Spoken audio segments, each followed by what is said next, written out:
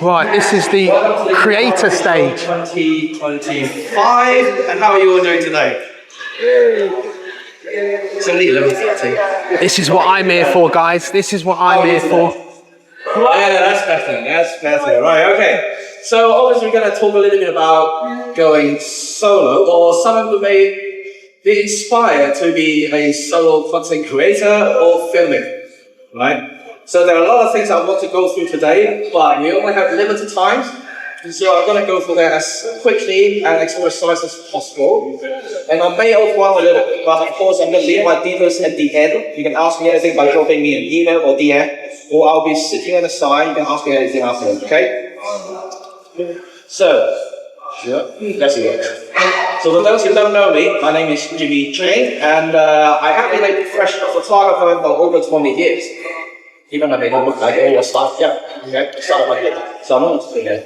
And I've done commercial video and filming for 6. And of course, content creation, I've been a YouTuber for the last 8 years. So I do have a channel. And because of everything that I do, I'm also an educator for photography and filming. And some of my still photography works can be seen and published around the world through these publications here. Okay, so before I start, I just want to ask all of you here, how many of you are currently a photographer? Whoa, what a big chunk in. How many of you are videographers for videos? That's quite evenly split, that's quite good. That's quite good. So for the video people, some of this content may not relate to you because you really know some of the basics. So this is more, almost like an introduction course. Yeah? And I will focus less on gear. Because gear doesn't make much difference when it comes to certain type of content that are going to be generated. That's what I've always said, guys. You can have all the gear, but you need to get the videos, pictures, the content. Content is king. Content creation courses will be a 30-plus-hour course. And I only have 30 minutes, so I don't know how I'm going to go through this, so I'll try. So we'll split into... Sorry, it doesn't work. There we go. So we'll ask you a few questions here. So, why, who? We're going to talk a little bit about the steps. And also tell you a little bit about things that you can do to enhance your content in relation to techniques. And finally, I will talk a little bit about gear. Yeah, so don't get me wrong, I will go through that. Let's start with the big question, why? Okay, anyone have any ideas why I would like to ask you the question? Why? Anything? So you can think up? Brilliant. Because that dictates who you can be. Yeah? Let's say you want to be a reviewer, you want to review lenses. You think these are actually for others, right? You're not doing it for yourself. For things like travel vlogs, our experiences, food, whatever, you think that related to your experience, these are all for you. Right? Remember, I know people might think that, oh, I'm not fit TikTok, I film everything that is and show. You might think that's for other people, but you think deeply, it's actually you, yourself, your experience. You just want to show the world how you feel about it, right? It's still yourself. You're not satisfying other people. But if you're doing something like a product promos, and then like reviews, product showcase or tutorials, these are commercial stuff. These are things that you want to do a little bit of box ticking exercises. Let's say if you review a lens, or something I also do. After you talk about the lens, I'll talk about the future. After you test the lens and show the performances of it. And after this little boxes I will be doing every single time. And then do the product shoots closer. You actually have a lot more to do than... Anyway, guys, I'm not going to stay here too long because I'll eat up all my time. Now, if one of your YouTube goals is to monetize or build a profitable business, that is okay. That's absolutely okay for that to be one of your reasons to do YouTube. But you need balance with this. You need balance. This is why your why is so important. If you force something that you're vaguely interested in, it's going to eventually make you miserable. You might be motivated about what it is that you're doing a little bit, But when that demand comes in for you to do more and more of it, eventually you're going to become very tired of it, you're going to really not enjoy it, and you're going to get stressed out and burnt out. And burnout, I'm not sure if you've noticed this across YouTube in general, has become more increasingly obvious over the past sort of year or two. The amount of creators that have dropped off YouTube or had to take breaks away from YouTube or are coming out saying that I'm going to change what it is that I'm doing on YouTube, and now I'm doing it because I'm really not having fun at all, and I've lost my why, I've gone off course, and I just simply cannot do this anymore. The stress does things to your body, does things to your health. Mental health obviously is very, very important. And sometimes in life you're going to go off your why, off your path. It's very, very normal. But having that why is just going to help center you back again and allow you to keep going. So I'm not going to talk about gear too much because camera-wise, you can use absolutely anything. If you're going to get any gear, invest in any gear, a microphone is what I would recommend. Again, what kind of microphone you get depends on what it is that you're doing. You do not have to spend a huge amount on a microphone. I started off with one of these wired lav mics that just sort of clips in, into my phone. I just sync the audio later rather than post-processing. Pretty cheap. I would break them very, very easily, mind you. Eventually I'll go into a wireless setup. So, what you use really depends on what it is that you're going to join YouTube. So what are my tips, and something that I would do again if I was starting YouTube for the first time knowing what I know now, is to practice before I upload. So if you're a little self-conscious, you don't think you have the confidence to stand on camera and speak, then practice. Film yourself a couple of times, make a couple of videos, go through the entire process of speaking on camera, of filming, of editing. Do that a few times just to get used to the process, sort of get it down. And then you're going to notice things. Okay, do I need this equipment to help me do this? Am I talking too quietly? Am I standing too stock still? Do I need to sort of relax a bit? You know, what do I need to do to make myself feel a bit more comfortable in this process and on camera? The first few times you're going to do it, it's probably going to be really awkward. That's very, very normal. Don't let that stop you. You will learn, you will develop, you will grow through practice.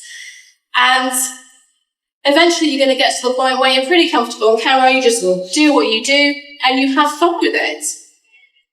So what I do a lot of outdoor stuff, and with the photography stuff, it gets pretty serious, you know, towards the camera. But I also try to make sure to have fun with it as well. This is some recent wildlife stuff I did. But yes. Say I got a few clips in here. So if anybody hasn't watched my videos before, I am known as a dancing photographer. I can't dance, by the way, but I do, because why not? And sometimes I love to dance. Have a bit of fun in my video with a bit of magic, doing some strange things. Get caught a couple of times in the past, but yes. But it's, you know, to begin with, I didn't have the confidence to do this kind of thing. But through time, through building my self-confidence, eventually I've got to the point where I'll just do whatever the hell I want on camera. And this has actually helped me build myself as a photographer, as a person, as a brand, and people now come to my channel because they get to see somebody being a little weird or a little kooky, or just having, you know, being free in the outdoors. So eventually you're going to come into your own, and you're going to have a lot of fun with it. So this here is a Magic Vanguard bag, by the way. It's simply just do it. Just start. Just absolutely different. You could prepare yourself, try and mentally prepare yourself over and over again. You could do that for weeks, you could do that for months, you could do that for years, but you're never going to be fully prepared to do it. You just need to start. And that's the hardest bit, is starting, but you've just got to go for it. And action is going to be followed by more action. You're going to get the momentum going, you're going to get the ball rolling. You will build experience by doing. You will learn through practice. And action is going to help you overcome your self-doubt and your fear as well in the process. You do not need to have it all figured out to begin with. There are some people who love the rawness of new creators, new channels, people experimenting. A lot of my work is photography, just experimenting through trial and error. People love that sort of down-to-earth realness because it's relatable. So don't worry about stumbling over your words or, whatever that your brain's going on about, because people are going to relate to you. So let's move on to the what ifs, that self-doubt, that fear of failure, because we're all plagued by it. We can't help it. Our minds, we love to focus on negative things, don't we? What if nobody watches? What if I get bad comments? What if this? What if that? The list of what ifs is endless. When you think about it, if nobody watched my YouTube channel, if nobody watched my videos, if everybody dropped off my channel now and for some reason nobody watched, would I still do it? Yes, because I love the process. I love the storytelling. I'm passionate about what I do. I would still do it regardless. I'm just very lucky that people do watch me and people do support me. And when you start off a YouTube channel, at first nobody is watching you, but you're doing it anyway. You want to do it anyway. It's not about devalidation. It's you're passionate about something, you're passionate about being creative, and you want to share that. And that's something that you have to keep in mind. When you're thinking about what if people are not going to like it, people won't like me, again, it goes back to that you cannot please everybody. Not everybody is going to like what you do. And that's something that you have to remind yourself of. So, here is one of my favorite recent comments on my YouTube channel, just to show an example. And I love this for a few reasons. But it's, your video was 15 minutes, 23 seconds long, and it was really bad. If it were 2 minutes long, it would still be bad. And I thought this was fantastic because you watched the entire video just to make sure, and then you put time and effort into letting me know. It couldn't have been that bad. You stuck around for the entire thing, If I don't like something, I just move on, get on with my day, And I think sometimes when you get this sort of thing, and you're probably going to get it occasionally, it's just one of those things.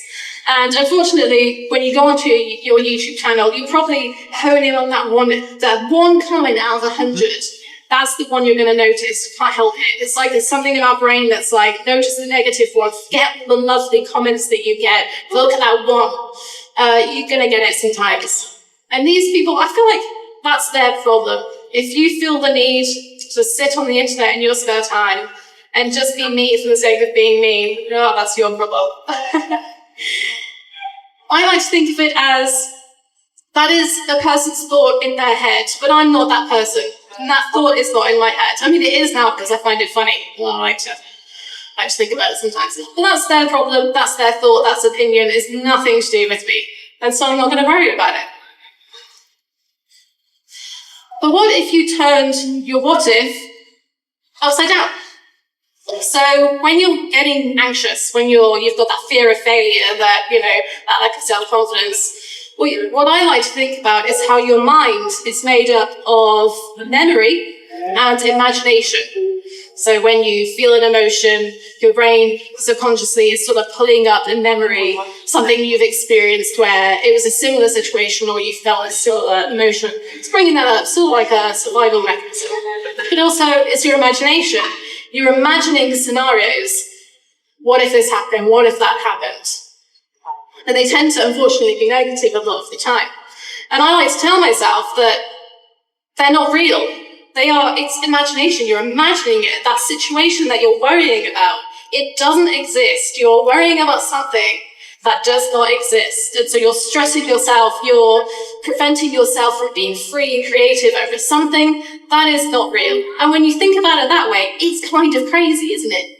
It's sort of like modernized insanity, like it's normalized, isn't it? Way back in the day, you'd probably be locked away for that kind of thing, But what if you turned it around instead? Then instead you thought about it positively. If your brain's going to get going like that, well then you might as well spin it and make something positive out of it. So what if you enjoyed the process? What if loads of people loved what you did? What if amazing opportunities came from it? And what if you just enjoyed it? What if you were proud of yourself? What if it fulfilled you? So if I had to give 2 tips for YouTube, making YouTube videos, and you know, we've got a limited time, so there's only so much advice I can give you. The first one would be to get straight to the point of your videos. So especially these days with short form content, TikTok, that sort of thing, people's attention spans are not very good these days, let's be real. It's kind of a shame. But also, you can have an introduction. That's absolutely fine, but make it fairly short, so 30 seconds maximum. If it's too long and you're sort of going on and on and on, people are going to get bored very, very quickly and click off your video. And I say this through experience. When I'm on location in the past, I used to over-explain everything. Like, hello, this is my name, this is the camera I have today, this is where I am, this is what the weather's doing, this is what I'm doing, and it would just go on and on and on.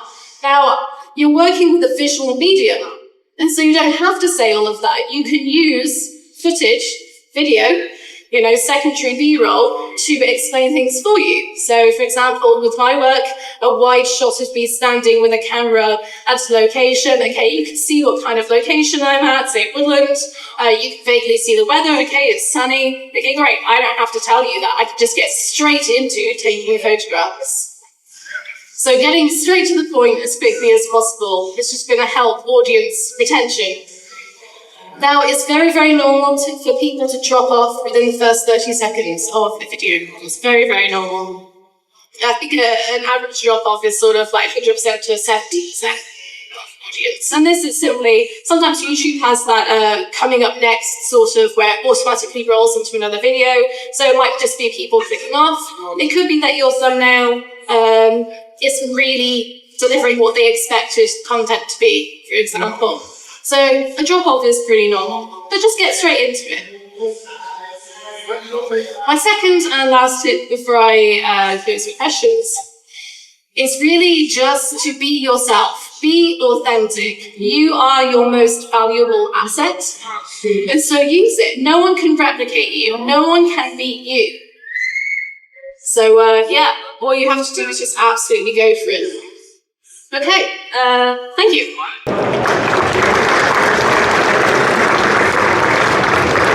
Do we have any questions? Yes. That as well, like there's this notion of taking photos, but then there's something that happens where you realize you make them and you put the pieces of the puzzle together, you find the locations, you find the people, you find the stories yourselves, and you kind of create stuff that you're really interested in. So I think that's really the process. As much as it is nice to kind of roam and do street photography and take photos, I think actually knowing to the process of making something and having your own visual stuff, yeah, it's really powerful. Hi. Does anyone have any questions they want to ask out there as well? Like, so we've got Christina at the back. Yeah, feel free to ask any questions, just pop your hand up. Sorry. Oh, we're scrolling now. It's working. Yeah, that's pretty good. I don't know what else to talk about. How can people out there get them started? Make money from portraiture as well. Oh, that's a nice question. Making money from portraiture. The only way somebody is going to pay you to shoot portraits is if they have entire total trust and confidence in your ability. Okay? So how do they win your total, how do you win their total trust and confidence? It can only be through meetings and investing time and not having a big ask necessarily immediately. It's a gentle, slow, gradual process where you win somebody over. And often we need money more urgently than that, but you've got to persuade somebody who doesn't know you and has never worked with you before that your work is stand up, you can deliver on time, on budget, and to the quality that they're demanding. And it's very, very hard to do. Especially, I mean, hands up here, who loves being photographed? Exactly, you do. There's always one, and I knew it'd be you. And real well, respect to you, because everybody else here, I probably imagine, hates it. I don't like it. And Ron and I have chosen to do something that people literally hate doing for having done. So you've got an opportunity with clients to infect them with your amazing personalities, and that's what you need to do. And all of my successes have come over time through slow progress and relationship building. And it won't happen through liking a post, that's for sure. Hello, mate. Oh. We've got a microphone on the way. Christina is racing around the back. She's in the middle now. She's coming around the outside, and she's about to arrive. Hey. Hello. Hello. Obviously, what you're talking about means that people have to commit a lot of time if they want to create projects like this. How important, on a bit of going off a bit of a tangent, is getting a job that you're happy with, that will be able to create an income that you can be comfortable at surviving, and to allow you the time to go off and create projects on your own and build up those sort of contacts. I think that's an important aspect. I think it's all quite circular, and sorry, Rod. No, I think it's all quite circular that you do a project, it inspires somebody to see what you're capable of, they bring you in for a meeting, you chat, and you work out whether there's work for you to be done. And it all comes back to really what about your passion and your enthusiasm and your field of interest, and they needn't necessarily be separate things. I shoot a massive array of different kinds of looks and feels for within portraiture, but there's plenty, and I make sure that on my website, for example, there's plenty of evidence that I'm good at what I do. So that hopefully gives people the confidence to think, like, will you nail this brief? You know, and having an industry understanding of how it all works also is really, really key. But what would you add to that, Ron? I mean, in terms of finding time. Yeah, to finding time and being financially sort of like stable to be able to commit time to do it. The short answer, it's not easy. I'll be very frank, it's not, especially at the start. There was a point in time where I was literally working 2 jobs and doing photography on the side just to do it, and I was exhausted, but I loved it. I really, really loved it. I knew that's what I wanted to do. There's another friend of mine called Toby Shinobi, amazing architectural photographer, and he used to be a lawyer. So when we first met, he was a lawyer, and he would go on his lunch breaks and go and photograph London architecture. He would just carve out that time, weekends again. So I think just doing it a little bit by bit, working smarter as well. So really nailing, like, if you want to shoot a certain location, instead of just going there randomly and hoping for the best, you really plan what time of day you're going to go. So then you're not having to go back and forth and try and get what you did. So being smart about it really helps. Yeah. You've got another question down for here as well. I know, but if you meet someone who is in that company, is there any tricks or tips you use to help them relax? I think we really commonly it's a great question. Did everybody hear the question yet? You all right with that? There is a really common sort of error I think people make, but it's you're really inviting this person when you're shooting a portrait. You're really inviting them to dance with you, right?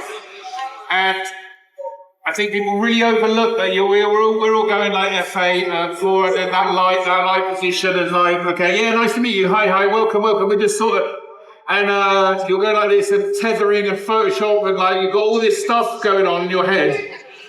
Do all of that before, so that you are calm and tested and experienced and ready, so that when they come in, you're like, how are you? How was your journey? Would you like a cup of tea? Like, we've got a hair and makeup artist here. Come and meet them and chat. And like I said, nobody likes this, right? We've chosen to do something everyone hates, apart from, and so therefore we've got to use our personal skills to soften them and get them on side. And I've done that with some pretty fierce people over time, but I've broken them all of them. No, I haven't. I've had some terrible failures. But by and large, if your body language is suggesting calm confidence, they are only ever going to think he knows what he's doing. Right? He's confident, he's relaxed. I've seen his portfolio, maybe they haven't, you know, but there's a level of trust in place already that suggests, like, I think we're going to be fine and we're in good hands. So get all of the FA out of the way and just like how was your journey? Honestly, and I'm telling you, nobody does it because they're all worried. Everyone's nervous. If you're the guy who isn't worried, you're a step ahead. That was amazing advice. That was very good. I'll sit back. I think he did it, yeah. He did the thing. Top it up. I mean, it's just conversation. And I've learned that from you as well. It's just keeping that conversation going. So even if you are shooting and something happens, like you make a mistake or you knock your settings and you realise, you don't let them know that. You keep that conversation going and you just make it hands up that way. So talking is really the best way. With the Ronaldo shot that I was showing off with earlier, right? Halfway, we had a very limited time. I signed a heavy piece of paper that said I wouldn't talk about this as well, by the way. But no one's going to put this on socials. Halfway through that shoot, a wonderful Digi said to me, "There's a nice one on screen now, Tom." And I took a risk, right? And I said to Ronaldo, "Come over and have a look at this." And there's a lot of people in the room. It's a lot like this here. A load of people like going looking at me like that, right? And Ronaldo comes over, looks at the screen, and goes, "This photographer's amazing," and announces it to the room, right? And that's a risk that could have gone very wrong. So if he had gone like, "I look terrible," like the whole thing's pretty much over. But then suddenly everybody in the whole room went from that to like, but it's fine. It's going to be fine. And it's those little techniques and mechanisms that we store and think, yeah, now's the time to drop that, you know. And they're very, very useful to have in the tank. Just if you feel like you need a bit of energy coming your way.